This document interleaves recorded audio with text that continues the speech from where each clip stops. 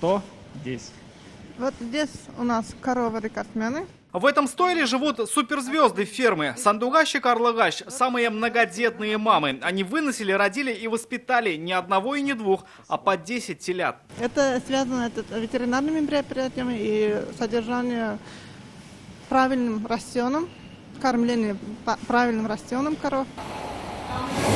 Многодетных мам держат вместе, ведь с такими биографиями и условия содержания должны быть тоже похожими. Только Сандугач, конечно, немножко опытнее, ведь она снова в положении. Это будет ее 11-й теленок. Будь она женщиной, ее бы давно назвали матерью-героиней. Но и здесь Сандугач тоже окружили лаской. Каждую беременность за мамашей ухаживает Чулпан Газизулина. Работница фермы знает все ее капризы. Побольше соломы, побольше сена и побольше качественного сенажа. Сегодня корова на 7-м месяце беременности. Фермеры считают это достижением, потому как оплодотворили ее, уже зная пол будущего плода. В текущее время этот корова отелилась 10 раз.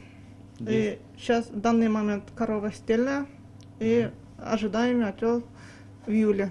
За ходом беременности следят в реальном времени. В специальной программе есть досье на каждую корову. Вот будущая мама, оказывается, за всю жизнь родила 3 девочек и 7 мальчиков. Хотя памятник за такое ей вряд ли поставят. Все же мать-героиня – корова. Хотя есть же, например, памятники машинам. Так может, за достижение в материнстве быть и инновациям в скульптуре покажет будущее. Рамиль Шайдуллин, Данил Филатов, ТНВ, Кукмарский район. Yoz yaxshi xabarlar olib kela. Yangi asr kanalında dünya ko'rgan Жылы izleyjonlar filmin qabat qarorga tilaysizmi? Ko'p sonli tomoshachilar so'rovi bo'yicha filmning barliq seriyalarini hozir tnv.ru saytida ko'rarga bo'ladi. Все новости дня, выпуски программы «Новости Татарстана», программы и фильмы на сайте tnv.ru и на YouTube-канале ТНВ. Подписывайтесь.